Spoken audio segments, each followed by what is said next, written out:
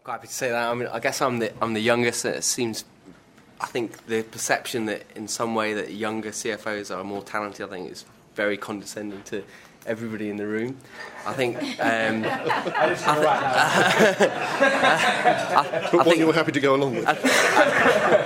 I think that fundamentally, I can't see how the role's ever changed. It's all about working as a team member, and fundamentally filling in as a team the gaps. And I've been lucky. I've worked for very entrepreneurial MDs, so I think you end up then with a particular skill set around those entrepreneurial MDs, and sometimes it's not following up all their ideas. I think in a much more process-driven business, as you go up through the ranks, maybe there is much more analytical involvement, but ultimately good FDs just complement the team.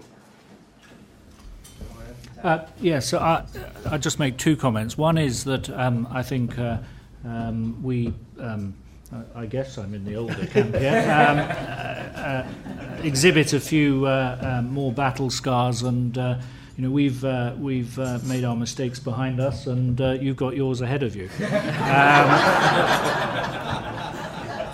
I think the second observation is that to some degree we're all moulded by our own professional training and education, and to the extent that has changed and has broadened over time, then it produces finance directors with a different skill set. Well, again, I think, just sort of going off what I said earlier, I don't think there is a fundamental change between generations. I mean, clearly there are experiences that are gleaned over time, but in reality, the world moves on. The world changes. What organisations have to face changes, and therefore what a particular team will have to face up to, and indeed what particular individual parts of that team, and perhaps the CFO in particular, will have to play different roles at different times.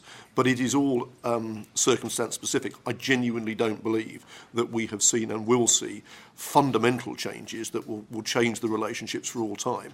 At the end of the day, these things do move by evolution. I'm sorry to go back to that theory again, but they do, because at the end of the day, organisations have to come down to the process of creating value, and that doesn't change in its generality from one year to another. Yeah, I think 2 points I'd like to make. One regarding the circumstances. Certainly how you tackle the role will be dependent upon the state of the business at the time. So if you've got cash flow issues, obviously you're more short-term, looking at the short-term rather than longer-term, because if you don't get the cash flow working, there's not going to be a longer-term. And I think something that Alan picked up on is that the relationship you have with the rest of the board. I have been a CFO of a very creative sales team in a prior role in IBM, and out of every 10 ideas there was probably one that was workable, and that probably wouldn't get the director sacked. So I think you have to have the various skills, and you also have to be very coerce the board members into sharing with them what the risks would be if they take a certain route. So I think you just have to, I think it's more about the communication and also about the team building and how you actually portray the risks to the rest of the board.